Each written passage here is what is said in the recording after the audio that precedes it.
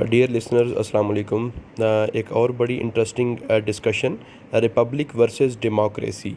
ये एक बहुत इंटरेस्टिंग डिबेट है कि रिपब्लिक वर्सेस डेमोक्रेसी दोनों में फ़र्क क्या है। अब आप देखते हैं कि पाकिस्तान को हम इस्लामी जमहूरिया पाकिस्तान लिखते हैं, इस्लामिक रिपब्लिक ऑफ पाकिस्तान, जबकि यहाँ पे प्रिवेल जो है वो डेमोक्रेसी कर रही होती है। तो at the end of this discussion आपको जो है ना वो इन दोनों चीज़ों में डिफ्रेंसीशन ख़ुद ब खुद इंशाल्लाह मालूम होगी। अच्छा, सबसे पहले हम रिपब्लिक वर्सेस डेमोक्रेसी दोनों का जो मेन फीचर है वो देखते हैं। रिपब्लिक के हवाले से वो कहता है कि it is a rule by constitution.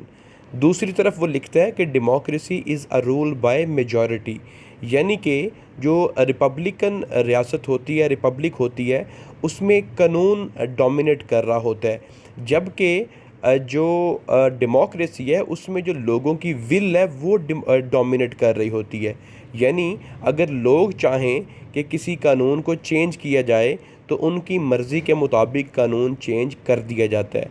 On the other hand जो रिपब्लिक है उसमें वो जो लोग रिप्रेजेंटेटिव होते हैं रियासत के, जिनको मुंतखब किया गया होता है, वो अपनी समझ बूझ से काम लेते हुए फिर उसको उस मुतलका कानून को या relevant provision of the constitution को वो चेंज करते हैं या उसको रिटेन करते हैं। दूसरा पॉइंट है कि कॉन्स्टिट्यूशनलिज्म अवॉइड्स टर्बुलेंस और वायलेंस, के जो रिपब्लिक के अंदर कानून की सरबुलंदी की बात है, कॉन्स्टिट्यूशन की बात है, उससे मुआशरे में टर्बुलेंस और जो वायलेंस होती है वो ख़त्म होती है।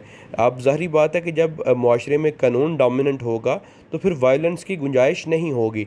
वायलेंस कहाँ पे होती है? जहाँ पे मेजॉरिटी को बेलगाम रखा जाता है, और वो डेमोक्रेसीज़ में होता है। डेमोक्रेसी में ऑन दी अदर हैंड वो लिखता है कि majority rule always ends in turbulence और वायलेंस, कि जो मेजॉरिटी रूल होता है उसका इख्तिताम जो है वो टर्बुलेंस और वायलेंस में होता है। आप देख लें कि जहाँ पे भी मेजॉरिटी का रूल होगा उनकी कोशिश होगी कि माइनॉरिटी या अपोजिशन जो है उसको क्रश किया जाए, जबकि जो आपके रिपब्लिक है उसमें वो जो माइनॉरिटी है उसके रूल्स को मलहूज़े खातर, उसके जो राइट्स होते हैं उनको मलहूज़े खातर रखा जाता है।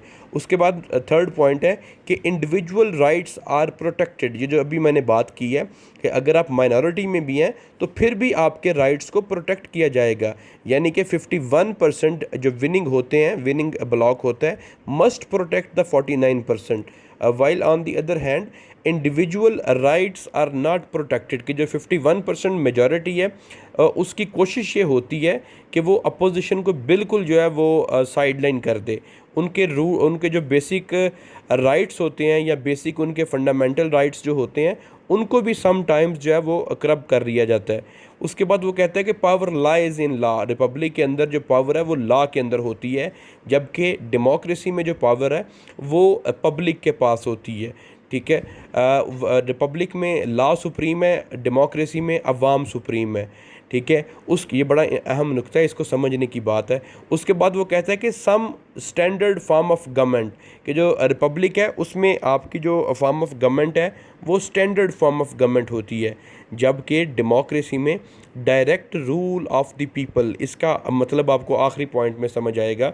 उसके बाद वो कहता है कि case of not a majority over man, के रिपब्लिक में कभी भी मेजॉरिटी को अलाउ नहीं किया जाता कि वो एक इंडिविजुअल के राइट्स को सल्ब कर दें, जबकि डेमोक्रेसी में क्या रूल है, क्या केस है? मेजॉरिटी ओवर मैन, कि जो मेजॉरिटी होती है उसकी विल प्रिवेल करती है, और वो जो इंडिविजुअल का राइट होता है, एक फ़र्द वाहिद का राइट होता है, उसको समटाइम्स उज़र्प भी कर जाते हैं।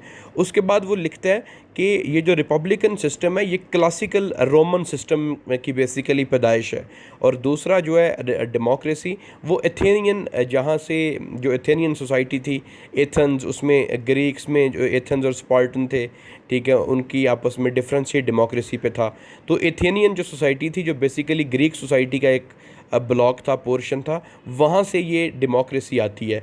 अब वो कहते हैं लास्ट, सेकंड लास्ट जो है, बल्कि थर्ड लास्ट या फोर्थ लास्ट आपके पास, some standard form of government और direct rule of the people. ये पॉइंट है कि रिपब्लिक वर्ड आता कहाँ से है? ये रिप्रेजेंटेटिव डेमोक्रेसी से आया हुआ है। ठीक है, ऑन दी अदर हैंड जो डायरेक्ट डेमोक्रेसी है वो जो अल्टीमेट फॉर्म ऑफ डेमोक्रेसी जिसको हम समझते हैं वो डायरेक्ट फॉर्म है, ठीक है। जहाँ पर रिपब्लिक का और डेमोक्रेसी का फ़र्क आता है, ये सबसे अहम पॉइंट है जो मैंने आखिर में लिखा हुआ है, वो ये डिफरेंस है कि डेमोक्रेसी अमूमन डायरेक्ट फॉर्म ऑफ पब्लिक को या डायरेक्ट फॉर्म ऑफ रूल को सपोर्ट कर रही होती है, जबकि जो रिपब्लिक है वो इनडायरेक्ट फॉर्म को सपोर्ट कर रहा होता है। उसमें है दोनों ही डेमोक्रेसीज़, लेकिन रिपब्लिक नाम से शो हो रहा है कि इसमें रिप्रेजेंटेशन है कि आप पार्लियामेंटेरियंस को मुंतखब करते हैं जो आप में से ज़्यादा इंटेलिजेंट होते हैं, ज़्यादा एलीट होते हैं, एलिटिस्टिक होते हैं, उनको आप चूज़ करते हैं so that they can decide on your behalf. जबकि डायरेक्ट डेमोक्रेसी में अवाम खुद डिसाइड कर रही होती है। रिपब्लिक में नुमाइंदे होते हैं, डेमोक्रेसी में अवाम खुद रिप्रेजेंटेटिव जो उस अपनी विल को अब खुद ही रिप्रेजेंट कर रही होती है। और जो डेमोक्रेसी है ये छोटी रियासतों में कामयाब है, जो बड़ी रियासतें हैं उनमें democracy, direct form of democracy कामयाब नहीं है। Thank you so much.